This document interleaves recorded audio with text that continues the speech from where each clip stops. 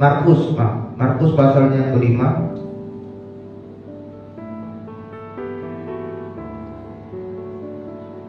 Kita akan baca dari ayat 21 sampai dengan ayat 34. Markus pasalnya yang kelima, kita akan membaca dari ayat ke-21 sampai dengan ayat ke-34. Sesudah Yesus menyeberang lagi dengan perahu, orang banyak berbondong-bondong datang lalu mengerumuni dia, sedang ia berada di tepi danau. Datanglah seorang kepala rumah ibadat yang bernama Yairus. Ketika ia melihat Yesus, tersungkurlah ia di depan kakinya dan memohon dengan sangat kepadanya, "Anakku perempuan sedang sakit, hampir mati. Datanglah kiranya dan letakkanlah tanganmu atasnya, supaya ia selamat dan tetap hidup." Lalu pergilah Yesus dengan orang itu. Orang banyak berbondong-bondong mengikut dia dan berdesak-desakan di dekatnya. Adalah di situ seorang perempuan yang sudah 12 tahun lamanya menderita pendarahan. Ia telah berulang-ulang diobati oleh berbagai tabib, sehingga telah dihabiskannya semua yang ada padanya. Namun sama sekali tidak ada faedahnya, malah sebaliknya keadaannya makin memburuk. Dia sudah mendengar berita-berita tentang Yesus, maka di tengah-tengah orang banyak itu ia mendekati Yesus dari belakang dan menjamah jubahnya. Sebab katanya, "Asal ku jamah saja jubahnya, aku akan sembuh." Seketika itu juga berhentilah pendarahannya, dan dia merasa bahwa badannya sudah sembuh dari penyakitnya. Pada ketika itu juga Yesus mengetahui bahwa ada tenaga yang keluar dari dirinya. Lalu ia berpaling di tengah orang banyak dan berkata, "Siapa yang menjamah jubahku?" Murid-muridnya menjawab, "Engkau melihat bagaimana orang-orang ini berdesak-desakan dekatmu, dan engkau bertanya, siapa yang menjamah aku?" Lalu ia memandang sekelilingnya untuk melihat siapa yang telah melakukan hal itu. Perempuan itu yang menjadi takut dan bergetar ketika mengetahui apa yang telah terjadi atas dirinya, tampil dan tersungkur di depan Yesus dan tulus memberitahukan kepada segala sesuatu kepadanya. Maka katanya kepada perempuan itu, "Hai anakku, imanmu telah menyelamatkan engkau. Pergilah dengan selamat dan sembuhlah dari penyakit." Saudara yang terkasih dalam nama Tuhan, tema kebenaran firman Tuhan pagi hari ini adalah tidak pernah berhenti percaya. Tidak ada satupun saudara yang ingin bahwa menghendaki kalau hidup kita ini mengalami kemalangan. Tidak ada juga kita yang ingin supaya kita mengalami sakit, dan sakitnya itu pun dalam kondisi yang buruk dan bertahun-tahun, bahkan semakin hari semakin buruk. Tetapi pembacaan firman Tuhan dituliskan ada seorang wanita yang sudah mengalami sakit pendarahan yang cukup lama. Firman Tuhan mencatat sudah 12 tahun dia mengalami sakit pendarahan yang terus keluar dari tubuhnya secara terus-menerus. Bukan berarti perempuan ini hanya diam dengan penyakitnya. Firman Tuhan juga mencatat dia sudah berkali-kali pergi ke segala tabib. Dia sudah berobat kemana-mana. Tetapi apa yang terjadi saudara? Penyakitnya ini tidak juga sembuh. Bahkan semua hartanya, semua barangnya, semua uangnya sudah habis untuk dia berobat ke sana ke sini untuk agar penyakitnya ini bisa sembuh. Tetapi saudara, kondisinya semakin hari semakin memburuk di dalam hidupnya. Kita lihat bahwa perempuan ini saudara, dia tidak menyerah dengan keadaan. Dia tidak pernah berhenti. Kita melihat bahwa dalam masa-masa sulitnya dia masih terus berusaha agar dia sembuh. Ada semangat di dalam dirinya bagaimana caranya agar penyakitnya ini bisa sembuh. Tetapi saudara, yang sangat menyedihkan juga bagi perempuan ini bahwa pada masa itu orang yang mengalami sakit pendarahan dianggap adalah orang yang sangat najis. Karena Karena itu juga tertulis dalam firman Tuhan di dalam Imamat pasal 15 ayat 19. Jika seorang yang mengalami pendarahan yang keluar dari tubuhnya, maka ia dianggap najis. Saudara bayangkan, perempuan ini sudah sakit secara fisik, kemudian dia juga mendapatkan stigma sosial, hukuman sosial dari orang-orang kalau dia najis. Ya, banyak orang mungkin menganggap itu akibat dari dosa yang dia lakukan, perbuatan yang dia lakukan sehingga dia mengalami hal itu. Dia dianggap sebagai orang najis, saudara. Bahkan dia tidak boleh bergaul sembarangan dengan banyak orang.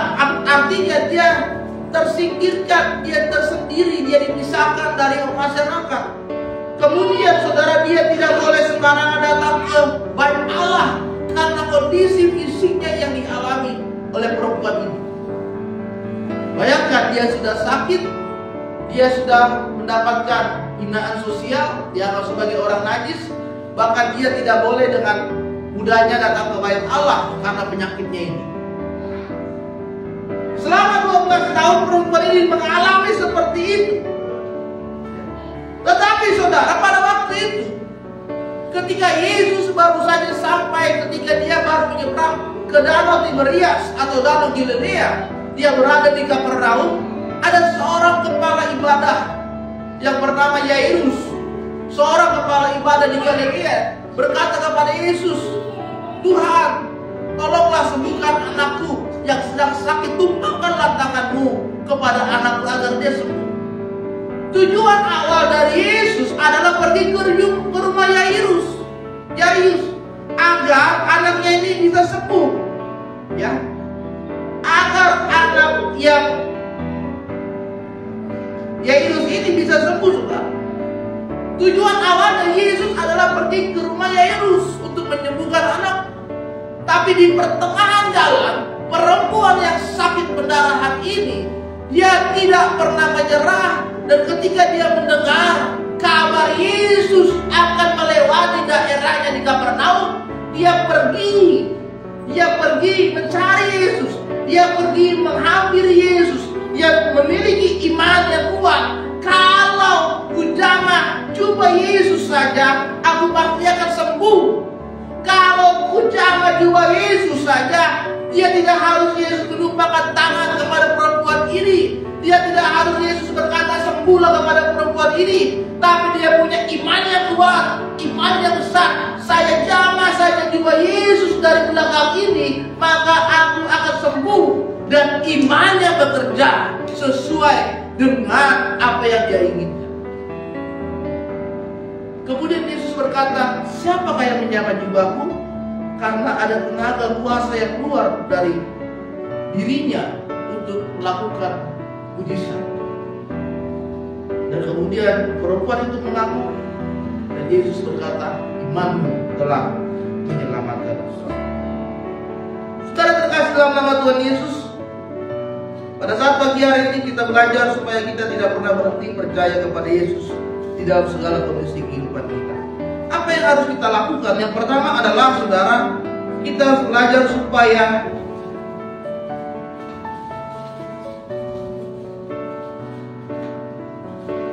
yang pertama adalah kita tidak boleh kehilangan arah. Perempuan ini bergumul selama 12 tahun supaya dia mengalami kesembuhan. Dia menjadi perempuan yang sangat kuat karena, saudara, hari demi hari, minggu demi minggu, bulan demi bulan, bahkan tahun demi tahun, dia harus mengalami pergumulan yang berat. Dia harus melawan rasa sakit yang ada di dalam dirinya. Dia mengalami penderitaan, dia mengalami pendarahan dan terus keluar secara terus-menerus di dalam dirinya, membuat fisiknya itu semakin lemah karena darahnya itu semakin berkurang. Dan mungkin saja banyak penyakit lain yang hadir dan dia mengalami komplikasi penyakit. Tetapi saudara, dia melewati masa-masa yang sulit. Tapi perempuan ini dia tidak pernah hilang arah dalam hidupnya. Dia tidak pernah menghilang arah. Dia punya keyakinan bahwa suatu saat nanti penyakit saya akan sembuh. Meskipun 12 tahun, saudara, dia mengalami sakit, dia harus menahan nyeri, dia harus menahan sakit di dalam dirinya. Tapi dia punya iman, dia punya tujuan bahwa suatu saat nanti bahwa penyakitnya ini akan sembuh. Dia tidak menyerah dengan kondisi yang sedang dia alami saat ini. Saudara terkasih dalam nama Tuhan, sebagai orang yang percaya kepada Yesus, kita tidak boleh menyerah dengan apapun kondisi yang sedang terjadi saat ini. Bagaimana kondisi kita sedang berada dalam kondisi yang sulit, kondisi yang berat, di dalam pergumulan yang mungkin saat ini saudara rasakan sangat berat terjadi dalam hidupmu. Tapi firman Tuhan menguatkan kita supaya kita tidak boleh kehilangan harapan di tengah-tengah situasi yang berat, sehingga semangat hidup kita tidak boleh pudar dan tidak boleh berhenti. Amin. Perempuan ini dia menahan sakit 12 tahun. Minggu lalu ada anak saya izin, Pak, saya izin pulang karena saya PNS, saya haid hari pertama. Karena saya tidak mengalami, saya nggak tahu. Saya bilang, wah,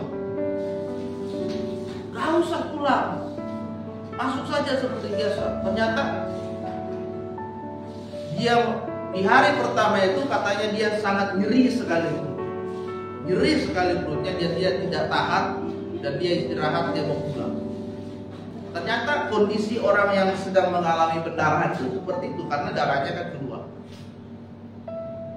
Saudara bayangkan 12 tahun perempuan ini mengalami kondisi seperti itu.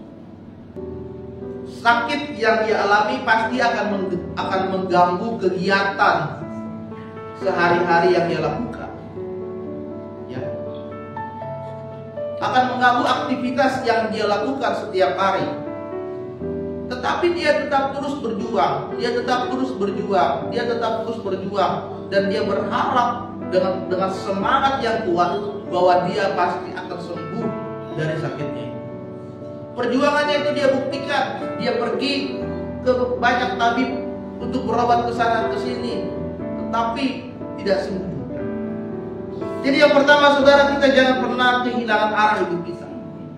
Apapun yang terjadi dalam hidup kita saat ini, jangan pernah terus berhenti berharap kepada Tuhan. Yang kedua adalah kita harus semakin mendekat kepada Yesus. Saudara bayangkan, perempuan ini dalam kondisinya yang sangat lemah karena penyakitnya, tetapi ketika dia mendengar Yesus hadir di kotanya, dia pergi mendekat, meskipun pada saat itu banyak kerumunan orang yang mendekat dan berkumpul bersama-sama dengan Yesus, tetapi perempuan ini tetap terus maju, mendekat, terus agar dia melihat bagaimana mujizat yang dilakukan oleh Yesus kepada banyak orang juga terjadi di dalam hidupnya. Dengan menahan sakit dia terus maju, dengan melewati banyak kerumunan, banyak orang, dia tetap terus maju. Dia mendekat sampai dia berada di belakang Yesus, dan dia memiliki iman besar. Ujar jualnya, aku sembuh. Yang kedua, saudara, hari ini, waktu ini, saat ini, kita harus semakin lagi mendekatkan diri kita kepada Tuhan.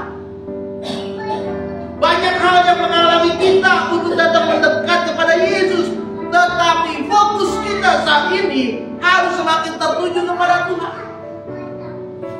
Mungkin waktu yang lalu saudara jarang berdoa. Hari ini waktunya saudara semakin lebih lagi berdoa kepada Tuhan dengan sungguh-sungguh. Mungkin waktu yang lalu saudara datang ke gereja itu jarang-jarang. Hari ini harus lebih lagi dengan sungguh-sungguh datang kepada Tuhan, sehingga tidak ada satupun yang dapat menghalangi saudara untuk datang kepada Yesus. Meskipun kau sedang mengalami kesulitan ekonomi, meskipun saudara sedang mengalami sakit penyakit, meskipun saudara sedang mengalami pergumulan hidup yang berat, itu tidak bisa menghalangi saudara untuk datang semakin mendekat kepada Yesus. Ya. Kondisi yang saat ini membuat kita seharusnya semakin mendekat. Tetapi saudara, banyak orang Kristen zaman sekarang menjadi Kristen-Kristen yang manja. Hujan sedikit, tidak datang gereja. Hujan sedikit, tidak datang gereja. Tapi kalau dia kerja, dia usahakan supaya dia datang ke tempat kerja. Apapun caranya, dia sampai ke tempat kerja, tidak terlambat, hadir di sana. Tapi kalau gereja, hujan sedikit, nggak datang. Motor rusak, nggak datang. Mobil rusak, nggak datang. Banyak alasan orang tidak datang ke gereja. Ada arisan, dia nggak datang. Alasannya harus masak dulu, dari pagi harus belanja dulu, ya. Akhirnya dia nggak ke gereja, sehingga dia utamakan arisannya, nggak ke gereja. Perempuan ini membuktikan bahwa dia datang mendekat kepada Yesus. Seandainya dia tidak datang mendekat kepada Yesus waktu itu, dia tidak sembuh. Penyakitnya akan terus seperti itu.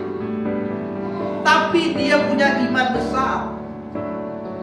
Dia hanya mendengar dari banyak orang kalau Yesus melakukan mujizat. Dia tidak pernah melihat langsung sebelumnya bahwa Yesus menyembuhkan orang sakit, tidak. Dia hanya mendengar dari banyak orang Yesus datang. Yesus yang menyembuhkan mujizat di daerah ini, di daerah ini, di daerah ini. Tapi dia tidak melihat. Tapi dia punya iman, kepercayaan yang besar. Saya harus berjumpa dengan Yesus. Saudara, mari hari ini saudara mengalami perjumpaan dengan Yesus lebih dalam lagi. Jangan mengalami perjumpaan hanya hari Minggu, Senin sampai Sabtu. Saudara, tidak ada waktu untuk Tuhan, tidak ada waktu untuk bersekutu dengan Tuhan, sehingga waktu saudara kurang. Ya. Saudara bayangkan, sahabat kita satu hari mereka 5 kali ibadah. 5 kali ibadah dalam satu hari. Seandainya mereka cuma melakukan 3 kali ibadah, tapi kan dalam satu hari itu dia sudah ibadah 3 kali dari 5 kali ini. Artinya meskipun 2 tidak dia lakukan, tapi dia melakukan 3 kali ibadah dalam hari itu. Kita ibadah cuma seminggu sekali. Paling cepat 1 jam selesai, paling lama 2 jam selesai. Tapi masih banyak orang itu merasa bahwa tidak penting ibadah, sehingga lewat minggu ini gak ibadah, minggu depan tidak ibadah, minggu depan tidak. Kita kalah dengan sahabat kita. Satu hari 5 kali ibadah, ada yang betul 5-5-nya mereka lakukan. Kita seminggu sekali aja susah. Itulah lemahnya iman orang Kristen itu. Hari ini waktunya kita semakin dekat dengan Tuhan. Amin. Yang ketiga, yang terakhir adalah kita harus memiliki iman yang teguh kepada Yesus. Ketika dia sudah berada di belakang Yesus, perempuan ini dengan sangat kuat memiliki iman yang besar, dan dia berkata, asal jamah saja jubahnya. Sebelumnya dia tidak mendengar kalau pegang jubah Yesus itu bisa menyembuhkan penyakit ini. Dia hanya mendengar Yesus menyembuhkan orang sakit. Dia tidak pernah mendengar kalau pegang jubah Yesus itu kan penyakitnya bisa sembuh. Tapi dia punya iman yang besar, iman yang kuat kepada Yesus.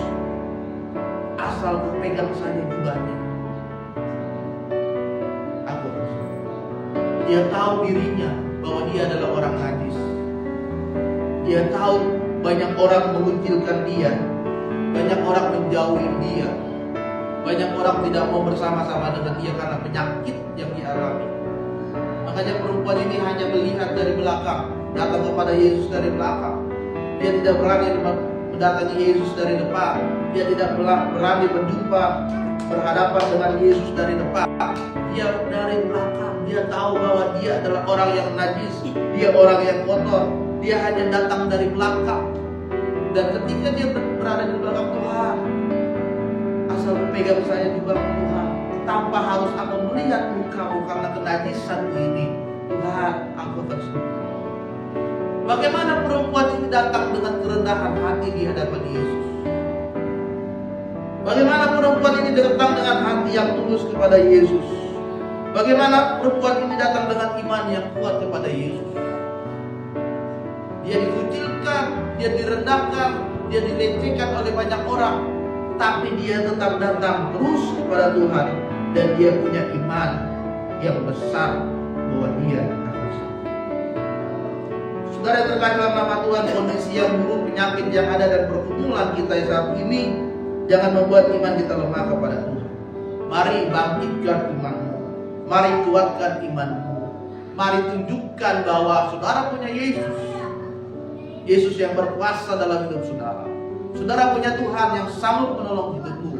Saudara punya Tuhan yang memiliki segalanya dalam dunia ini. Oleh sebab itu, saudara terkasih dalam nama Tuhan, mari kita lihat hidup kita. Tuhan akan memulihkan kondisi hidup kita kalau saudara punya iman yang besar. Orang yang percaya kepada Tuhan dengan sungguh-sungguh, dia tidak akan membiarkan hidupnya menderita.